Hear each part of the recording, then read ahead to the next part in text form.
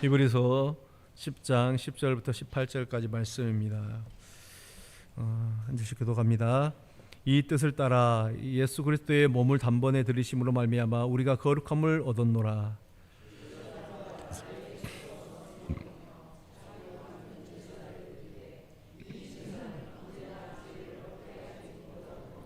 오직 그리스도는 죄를 위하여 한 영원한 제사를 드리시고 하나님 우편에 앉으사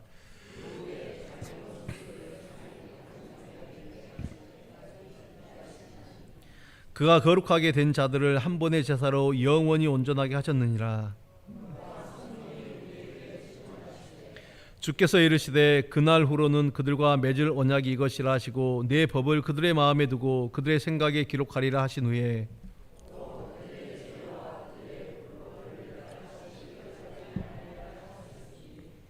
함께 해봅니다. 이것들을 사하셨은즉 다시 죄를 위하여 제사 드릴 것이 없느니라. 아멘. 기도하겠습니다. 아버지 하나님, 시간 또 주의 말씀을 다시 한번 대합니다. 거룩하신 주여, 우리로 하여금 깨닫게 하시고 주의 말씀 앞에 나아갈 때 또 하늘의 귀한 은혜를 누리는 시간 되게 도와주시옵소서. 예수님의 이름으로 기도드립니다. 아멘. 할렐루야. 아멘. 여러분, 우리가 신앙생활을 하면서 또 이제 성경을 읽으면서 그런 생각을 가끔 해보실 때가 있을지 모르겠습니다. 왜 하나님은 이렇게 일을 하시지? 왜 이런 식으로 일을 하시지? 그런 생각들이죠. 왜 저렇게 하시는가? 어떤 그런 생각들입니다. 예를 들면 이제 하나님은 전지전능하신 분이기 때문에 굳이 예수님을 세상에 보내지 않으셔도 우리를 구원하실 수 있는 길, 다른 방법으로 얼마든지 구원하실 수 있을 것 같은데 왜 그렇게 하셨지라는 그런 의문이죠. 그런 것들 한 번쯤은 여러분 가져보지 않으셨습니까? 구약에 대한 것도 마찬가지죠. 우리가 쭉 지금 말씀을 나누면서 이제 오늘 이 본문은 아니지만은 우리가 8절 9절을 보면은 8절 9절을 제가 한번 봉독하겠습니다. 위에 말씀하시기를 주께서는 제사와 예물과 번제와 속죄제는 원하지도 아니하고 기뻐하지도 아니하신다 하셨고 이는 다 율법을 따라 드리는 것이라. 그 후에 말씀하시기를 보시옵소서 내가 하나님의 뜻을 행하러 왔나이다 하셨으니 그 첫째 것을 폐하심은 둘째 것을 세우려 하심이라. 이렇게 말하고 있습니다. 여러분, 여기서 말하는 이 이제 10절 9절에 보면 첫째 것이란 이 9절에 말하는 제사와 예물, 그러니까 이제 율법에 관한 모든 것들, 율법의 규례들을 말하는 것이죠. 근데 그 모든 것들을 다 폐하셨다라고 말씀하고 있습니다. 일부가 아니라 전부를 다 폐하셨다라는 것입니다. 그러면은 이제 그런 거예요. 아까 제가 말씀드린 것처럼 왜 하나님은 어차피 폐할 것을 왜 주신 것인가? 전부 폐하셨다. 이 말은 여러분 이제 하나님께서 처음에는 이스라엘 백성들 하여금 이것을 지키게 하셨고 그래서 제사와 제물을 바치는 것을 기뻐하셨다가 이들이 정말 잘 섬기고 하나님을 잘 섬기고 제사를 잘 드리니까 하나님이 기뻐하셨다가 나중에는 이들이 드리는 것이 형식적이 되고 하나님 앞에 제대로 드리지 않으니까 폐하셨다. 그들이 잘못했기 때문에 폐하셨다. 이 말이 아닙니다. 오히려 이스라엘 백성들은 율법을 지키기 위해서 얼마나 열심이었습니까? 정말 그들은 철저했습니다. 그럼에도 불구하고 이 첫째 것을 폐하셨다라고 말씀하는 것은 하나님의 애시당초 제사와 예물, 즉 그 하나님이 비록 주셨지만 그 율법을 통해서 하나님이 참 기쁨을 얻으려고 하신 것이 아니다라는 거죠. 백성들이 율법을 지키는 그 것들을 통해서 하나님께서 참된 기쁨, 너희들이 참 율법을 잘 지키니 내가 내 마음이 흡족하다, 그런 것이 아니다라는 것이죠. 다시 말해서 이 제사, 제물, 율법 이런 것들은 하나님께서 처음 주시면서 아예 처음부터 폐지를 염두에 두셨다라는 것입니다. 어느 정도 시간이 지나면 이것들은 아예 사라질 것이다. 오늘 결국에는 이렇게 폐하실 것을 왜 이 번거롭게 주셨냐라는 거죠. 처음 것을 아예 처음부터 첫째 것이 아니라 둘째 것을 세우셔서 주셔서 일하시면은 되지 않았을까요? 여러분 어떻게 생각하십니까? 좀 그렇지 않습니까? 네. 왜 이런 생각도 안 해보셨나요? 네, 그런데 이제 이것은 이렇게 하시는 것은 그만한 이유가 있습니다. 오늘 이제 본문으로 들어가면은 본문을 10절을 보면은 이 뜻을 따라 예수 그리스도의 몸을 단번에 들으심으로 말미암아 우리가 거룩함을 얻었노라라고 말하고 있습니다. 여러분 이 말씀을 한번 잘 보시면 이 뜻을 따라 예수 그리스도의 몸을 단번에 들으심으로 말미암아 우리가 거룩함을 얻었다. 무슨 뜻인지는 알겠죠. 이 말을 한마디로 요약을 하면은 한 단어로 요약하면 뭐라고 요약할 수 있을까요? 보면서 이 말씀을 자세히 보니까 이 문장이 말하는 것이 은혜이구나. 은혜라는 것을 깨닫게 되었습니다. 어떤 은혜입니까? 자기 몸을 들여 죽으신 분이 예수님인데 예수님이 죽었는데 우리가 거룩함을 입었다라는 것입니다. 우리는 거룩함을 입을 만한 존재가 아니죠. 거룩하지 못한 존재들입니다. 그런데 예수님 때문에 우리가 거룩한 존재가 되었습니다. 얼마나 은혜입니까? 여러분 세상의 사고 방식은 주는 것만큼 받고 일한 만큼 받고 이렇게 세상 사고 방식이고 사실은 우리의 상식도 마찬가지입니다. 내가 받는 것만큼 일하고 또 그만큼 한다. 사실은 우리가 교회에서 이제 봉사를 하든 전도를 하든 헌신을 하든 뭐든지 이 열심히 하는 사람이 우리 생각에는 신앙이 있는 사람이고 또 뭐든지 열심히 하는 그 사람이 복받을 자격이 있다. 그렇게 생각하지 않습니까? 아무것도 하지 않았는데 하나님께서 정말 그 인생을 잘되게 하시는 것을 볼 때 어떤 생각이 드십니까? 배 아프죠? 부당하게 여기는 것입니다. 왜 하나님 저 사람은 저렇게 복을 주시지? 여러분 우리가 그렇게 생각하는 것이 바로 이 때문입니다. 내가 이만큼 했는데 그러면 이만큼 받아야 되지 않는가? 세상의 논리, 그게 바로 우리 신앙에서도 그 논리들을 우리가 은연중에 우리가 생각 꼭 그러려고 우리가 얌체 같아서 그런 게 아니라 우리 마음 가운데 그런 생각들이 있다라는 것입니다. 그런데 이제 이런 우리의 생각들을 무너뜨리기 위해서 우리에게 율법을 주신 것이다. 받을 만해서 받는 것이라면 받을 만한 일을 해보라는 것이죠. 너희 율법을 주겠다. 너희가 내게 복을 받을 만한 일을 해보라. 그래서 이제 이 첫 것을 주신 것입니다. 즉 하나님은 이 첫 것을, 이 율법이죠. 제사와 제물과 이 모든 것들을 주심으로 인해서 인간이 할 수 있다고 생각하는 그 모든 가능성을 다 무너뜨리십니다. 해봐라. 되느냐? 이런 것이죠. 그래서 둘째 것을 세우셔서 오히려 우리를 세우시는 분이 하나님이십니다. 아무것도 한 것이 없는데도 우리가 세움을 입었다라는 것입니다. 이렇게 해서 인간으로 하여금 모든 것이 내가 누리는 것들, 내가 받는 것들, 내가 하는 모든 것들 은혜임을 알게 하시고 은혜를 고백하게 하시는 것이죠. 하나님은 우리가 그 하나님의 은혜를 알고 은혜를 깨닫고 고백할 때 그것이 하나님의 기쁨이 된다라는 것입니다. 내가 율법을 잘 지키고 봉사를 잘하고 교회 안에서 헌신을 이 모든 것들을 다 해서 하나님의 마음을 흡족하게 할 수 있는 것은 없습니다. 그러나 하나님, 나의 이 모든 것들이 하나님의 은혜입니다. 고백으로도 하나님은 기뻐하신다라는 것이죠. 그러므로 우리가 아까 제가 초대에 말씀드렸죠. 하나님의 일을 번거롭게 왜 하나님이 이렇게 번거롭게 하십니까? 이 번거롭다라고 말할 수가 없습니다. 하나님은 우리 인간을 너무 잘 알고 계세요. 우리의 완고한 것, 우리의 고집과 우리의 모든 이 마음들을 잘 하시기 위해서 이 우리를 구원하시기 위해서 정말 한치의 오차도 없이, 그렇지 않습니까? 그 한치의 오차도 없는 구속의 역사, 그것을 위해서 예수님을 이 땅에 보내신 것이죠. 둘째 것을 세우셨다 말씀입니다. 따라서 우리가 알아야 할 것은 우리 스스로는 무엇을 한다 할지라도 나는 하나님을 기쁘시게 할 수가 없다. 내가 하나님을 기쁘시게 할 수 있는 것은 아무것도 없다. 이 행위 이런 것을 하나님은 오직 아들의 죽으심, 십자가에 달리신 예수님의 그 죽으심으로 기뻐하셨습니다. 하나님은 아들의 그 순종을 통해서 기뻐하셨다라는 것입니다. 그렇다면 우리가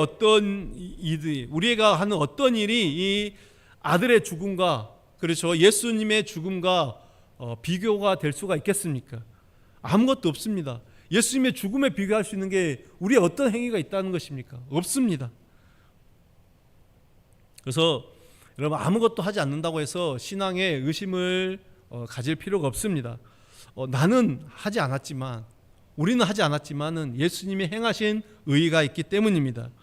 하나님은 예수님이 행하신 그것을 보고, 그 의를 보고 우리에게 복을 주시는 것이지, 내가 어떤 일을 했다고 해서 복을 주시는 분이 아니다라는 것입니다. 그렇기 때문에 우리는 예수 그리스도만을 의지하고 예수 그리스도만을 바라보며 나아가야 되는 것이지, 내가 무슨 일을 함으로 복을 얻겠다라는 그 어떤 생각 자체가, 그죠? 그런 생각 자체가 점점점 오히려 은혜에서 멀어진다는 것을 아셔야 됩니다.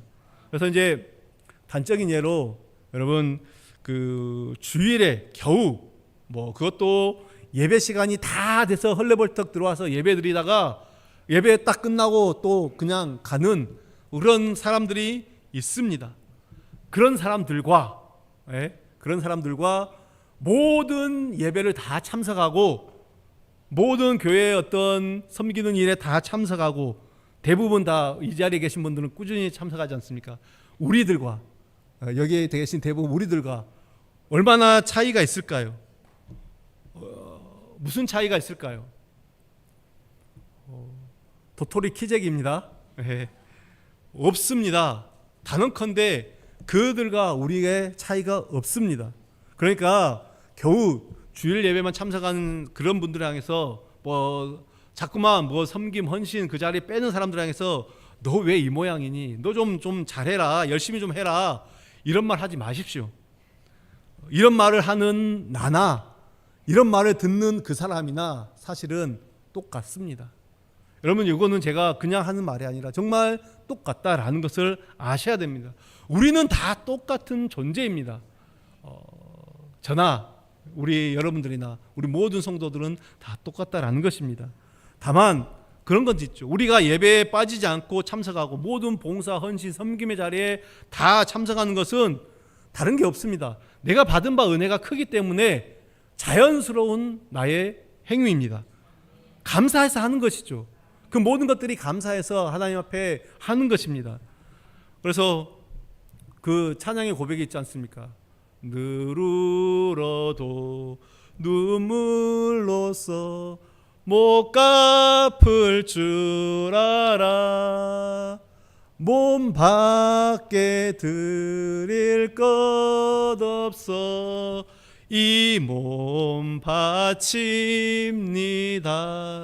잘 알죠, 여러분? 우리가 하나님께 드릴 게 내가 그래 이 몸뚱아리라도 하나님께 바치자, 그런 마음으로 하는 것이죠. 그 마음으로 하는 것입니다. 우리가 그러니까 못마땅해 하는, 그래서 못마땅해 하는 그들, 그냥 1시간 예배만 드리고 가는 그들도 마음속에서 하나님의 이 은혜를 깨닫고 나면 하지 말라 그래도 자연스럽게 하게 되어 있습니다. 계속해서 여러분 오늘 말씀 11절을 보면은 이렇게 말하고 있습니다. 제사장마다 매일 서서 섬기며 자주 같은 제사를 드리되 이 제사는 언제나 죄를 없게 하지 못하거니와, 이렇게 말하고 있습니다. 구약의 제사를 보면요, 제사장이 매일 하나님께 제사를 드립니다. 우리 구약의 제사, 특별히 이 아침 저녁으로 드리는 상번제 아시죠? 들어보셨죠? 매일 제사장이 하나님 앞에 이 제사를 드리는 것입니다. 그러나 그 제사가 언제든지 죄를 없이 하지 못한다라고 그렇게 말하고 있습니다. 이스라엘은 이 제사를 드리는 이것에 가치를 두고 정말 열심히 했습니다. 하루라도 빠지면 안 되죠. 그래서 아침 저녁으로 부지런히 제사를 드리는, 이 제사를 드리는 것에 가치를 두고 있었지만, 그러나 그들의 제사는 자신들의 죄를 없이 하지 못했다라는 것입니다. 즉 좀 단적인 예로 가치가 없는 것이었죠. 헛된 것이었다라는 것입니다. 이처럼 죄를 없이 하지 못하는 제사를 드리도록 하신 것은 어떤 이유입니까? 이제 장차 두 번째 것을 세우셨을 때 예수님의 다시 오심으로 예수님으로 말미암아 세워지는 이것들이, 이 은혜가 얼마나 가치가 있는 것을 보게 하기 위해서였다라는 것이죠. 제사, 이 모든 이 그림자, 이런 모든 것들이 다 사라지고 이 실체가 왔을 때 이것이 얼마나 가치가 있는 건가 깨달아라. 그러기 위해서 이것들을 주셨다라는 것입니다. 그래서 13절에 보면은 자기 원수라는 그런 말이 등장합니다. 이 자기 원수, 하나님의 원수를 말하는 것이죠. 그래서 여기서 자기 원수, 하나님의 원수는 누구를 말하는 것입니까? 결국은 이 둘째 것의 가치를 보지 않고 자꾸만 첫째 것을 고집하는 것입니다. 지금 예수님이 오셔서 이제 모든 제사의 제도를 폐하시고 초대교회가 이제는 구약에 얻은 그 안식일을 지키는 이런 모든 것들을 다 폐하고, 안식일을 폐했다라는 것은 구약의 모든 제사제도, 짐승의 제사제도는 다 사라졌다는 것입니다. 그리고 나서 이제 예수 그리스도 말미암아 그 주의 날, 안식 후 첫날에 모여서 예배를 드리며 이제 서로 교제하는 이 시간들을 가지고 있는데, 여전히 이 성도들이 다시금 그 구약의 그 모습으로 돌아가려고 하고 있는 자들이 있었다라는 것입니다. 둘째 것의 가치가 얼마나 소중한지를 보지 않고 자꾸만 첫째 것으로, 실체가 왔음에도 그림자로 돌아가려고 고집하는 사람들, 즉 하나님의 은혜를 바라보기보다는 여전히 나의 행위, 자신의 행위로 말미암아 뭔가의 가치를 드러내고 만들어 보겠다. 여러분, 이렇게 생각하는 모든 생각들이 다 하나님의 원수가 되는 것이다, 이 말씀을 하고 있는 것입니다. 물론 믿음이 있는 자에게는 여러분 행함은 자연스럽게 나타나게 되어 있습니다. 말씀드렸듯이 그 받은 바 은혜가 감사하기 때문에 어떤 신앙의 행위들이 자연스럽게 나올 수 있습니다. 예배를 잘 드리는 거, 봉사하고 헌신하고 섬기는 거, 이런 것들이 흘러나올 수 있습니다. 그런데 문제가 뭐냐? 자신이 하는 이런 행위들, 특정 행위들을 신앙적 가치가 있는 행위로 판단하고 이게 더 중요하다, 이게 더 소중하다. 예를 들어서 우리 교회에서 어떤 봉사를 한다. 봉사가 더 중요하냐, 전도가 더 중요하냐, 이런 식으로 이제 만약에 예를 들어 싸우는 것, 그런 어떤 것이 있다면 자기 생각이 더 옳다라고 생각하고 그것을 계속해서 주장하고 나아가는 것, 여러분 이것이 바로 자꾸만 첫째 것을 생각하는 그런 모습이다라는 것을 아셔야 됩니다. 모든 것들을 다 폐하셨는데 자꾸만 그 폐하신 것을 자꾸만 내가 생각하니까 이게 맞아. 교회 안에서 여러분, 우리가 성도들 사이에서 내 주장이 옳다라고 말하는 것은 아무것도 없다라는 것을 아셔야 됩니다. 이 모든 것들이 그렇게 주장하는 것은 오히려 하나님의 은혜를 거부한다라는 것을 우리는 기억하셔야 됩니다. 그래서 15절 16절을 보면은 또한 성령이 우리에게 증언하시되 주께서 이르시되 그날 후로는 그들과 맺을 언약이 이것이라 하시고 내 법을 그들의 마음에 두고 그들의 생각에 기록하리라 하신 후에, 이렇게 말씀하고 있습니다. 여기서 그들과 맺은 언약, 그 무엇입니까? 우리와 세우신 언약, 예수 그리스도의 피의 피를 가리키는 것이죠. 예수 그리스도의 피로써 우리의 모든 죄가 해결되었다라는 그런 뜻입니다. 따라서 내가 하나님께 가지고 나와서 이 내 죄를 위해서 우리가 가지고 나와야 될 것은 아무것도 없다라는 것입니다. 이것이 바로 우리 마음에 세우신 그 법이다라고 말하고 있습니다. 다만 그냥 그리스도의 은혜에 감사하라, 그리고 감사를 말하면서 은혜에 보답하기 위해서 뭔가 열심히 하는 열심히 해야 되겠다, 이 생각을 제발 버리라, 갖지 말라라는 것입니다. 여러분, 이 차이가 구별되십니까? 우리 구별해야 됩니다. 은혜에 감사해서 어떤 행위들이 자연스럽게 나올 수는 있습니다. 하나님 은혜가 감사하기 때문에 그 은혜에 감사해서 내가 헌금도 할 수 있고 봉사도 할 수 있고 또 정말 더 예배 가운데 집중하며 나아갈 수도 있습니다. 그런데 그것이 하나님의 은혜의 보답이다라는 생각은 하지 말라라는 것입니다. 하나님의 은혜의 보답이 아니에요. 우리가 무엇으로도 그 은혜에 보답할 수 있는 길은 없습니다. 우리의 어떤 행위로도 하나님의 은혜에 보답할 수 있는 것은 단 한 가지도 없다라는 것입니다. 여기 이것들을 잘 이해하셔야 됩니다. 17절 18절도 또 그들의 죄와 그들의 불법을 내가 다시 기억하지 아니하리라 하셨으니 이것들을 사하셨은즉 다시 죄를 위하여 제사 드릴 것이 없느니라 말을 합니다. 보십시오. 우리의 죄와 불법을 다시 기억하지 않으신다, 그렇게 말씀합니다. 이것이 바로 우리에게 세우신 언약입니다. 하나님이 우리에게 언약을 세우시면서 내가 너희들의 죄와 불법을 다시 기억하지 않겠다, 그래서 다시 죄를 위해서 제사 드릴 것이 없다. 여러분, 그것이 바로 우리 성도들이고 또 이것을 믿는 것, 이것이 진정한 믿음입니다. 첫째 것이 완전히 폐해졌다, 완전히 사라졌다를 믿는 것이 진정한 믿음이다라는 것입니다. 둘째 것, 예수 그리스도면 충분하다라고 생각하는 것이 바로 진정한 믿음입니다. 이 믿음으로 말미암아 우리가 그 은혜에 감사하는 자로 살아가는 것이죠. 그러므로 우리의 어떤 행위에서, 나의 어떤 행위에서 믿음을 찾고자 하는 것, 그것은 오늘 말씀한 바와 같이 은혜를 보지 않는 하나님의 원수된 사고방식일 뿐이다. 이것들을 우리가 기억하셔야 될 것입니다. 여러분, 우리의 의로움은 우리에 있는 게 아니라 예수님께 있죠. 우리의 행위만이 오직 예수님의 그 행위만이 우리의 모든 것들을 덮으시고 우리를 죄와 불법 모든 것에서 사하시고 우리를 깨끗게 하시기 때문에 우리에게서 나올 것은 아무것도 없다라는 것입니다. 그래서 우리가 어떤 우리 이제 이 종교적인 행위들에 얽매이지 마시길 바랍니다. 중요한 것은 은혜로 사는 것이죠.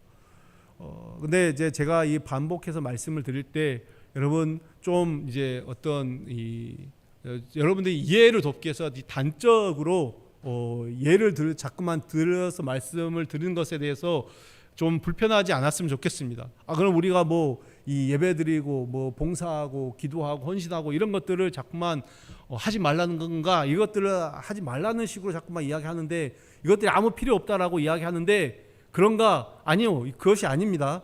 절대 오해하지 마셔야 됩니다. 그냥 우리가 은혜가 어떤 것인지를 제가 계속해서 강조하고 설명하기 위해서 이런 예들을 드는 것입니다. 저는 이 은혜라는 이 말을 굉장히 좋아합니다. 제가 오죽했으면 제가 우리 첫째 태명을 은혜라고 제가 첫째가 만약에 딸이었으면 제가 저기로 했을지 모르겠습니다. 은혜라고 이름을 지었을지도 모르겠습니다. 근데 이제 그냥 그 첫째 이름을 이제 우리가 주한이로 지을 때 사실은 이제 태명을 그 은혜라고 하면서 그레이스라고 그렇게 했던 기억이 있습니다. 둘째가 은혜였으면 제가 이제 사실은 둘째가 태어났을 때 은혜로 하자라는 그런 이름을 은혜로 하자라는 그런 이야기도 했습니다. 근데 은혜라는 이름은 흔하다고 반대하는 사람들이 있어가지고 제가 또 이제 그 은혜라고 하지 못했습니다. 여러분, 은혜는 그런 거예요. 과거의 일이 아닙니다. 현재 나에게 일어난, 지금 우리에게 일어난 일이 은혜입니다. 내가 은혜로 말미암아, 우리가 은혜로 말미암아 살고 있습니다. 그래서 은혜를 아는 자들은 범사에 감사할 수 있는 것이죠. 여러분, 우리가 어떤 일을 겪는다고 하더라도 분명한 것은 그 모든 일들이 다 하나님의 은혜 안에 일어나는 일이다. 심지어 여러분이 좌절, 고통, 절망 이 모든 상황 속에 있다 할지라도 그 모든 것들 역시도 하나님의 은혜 안에 일어나는 일이다라는 것을 믿으시기 바랍니다. 여러분, 이게 굉장히 중요합니다. 하나님의 은혜는 하나님의 기분에 따라서 뭐 줬다 안 줬다, 줬다 뺏었다 하는 그런 어떤 변동되는 것이 아니죠. 하나님이 택하시고 부르신 성도, 하나님의 그 성도가 은혜를 입었다면은 하나님은 그를 끝까지 책임지십니다. 끝까지 그를 붙드십니다. 그래서 은혜를 아는 자들은 어떠한 일에서도 낙심하기보다, 어떠한 상황 속에 절망하기보다는 다시금 이 상황 속에서 하나님의 뜻을 찾아야 되는 것입니다. 나에게 이런 시련이 주고 나에게 이런 고난이 오는데 하나님 나에게 무슨 은혜를 주시고자 내게 무슨 뜻이 있고자 하는 이런 일을 주십니까? 모든 일들이 하나님의 사랑 안에서 일어나는 일이다. 여러분 이것을 기억하십시오.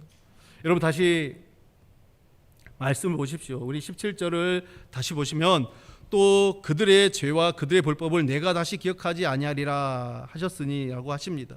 죄와 불법, 여러분 이 죄와 불법이라는 것은 결국엔 우리의 본질을 말하는 것입니다. 죄와 불법의 결과가 무엇입니까? 사실은 이것이 영원한 멸망이죠. 근데 우리는 죄와 불법, 우리의 모든 죄와 불법을 이제는 하나님께서 기억시 않으신다 이 말씀하죠. 여러분 이게 은혜라고요. 그렇지 않습니까? 이 은혜의 가치는 실로 엄청난 것이죠. 우리의 죄와 불법을 무엇으로 누가 그것들을 해결할 수 있습니까? 쉽게 말하면 세상의 어떤 것으로 무엇으로 우리를 저 영원한 지옥, 그 영원한 지옥의 멸망에서 구원할 수 있다라는 것입니까? 예수 그리스도 그 은혜밖에 없다라는 것이죠. 세상의 어떤 능력과 어떤 힘도 우리를 구할 수가 없습니다. 그런데 이처럼 놀라운 은혜, 우리가 그 은혜를 받았음에도 불구하고 우리의 마음은 여전히 다시금 그 세상을 따라 흘러가고 있는 참 이런 모습이 너무 안타깝다라는 것을 안타까운 생각을 하고 있습니다. 여러분 자꾸만 세상 속에 세상으로 마음을 두지 마십시오. 은혜를 입은 자가 세상은 이제는 과감하게 끊고 주님을 바라보셔야 될 것입니다.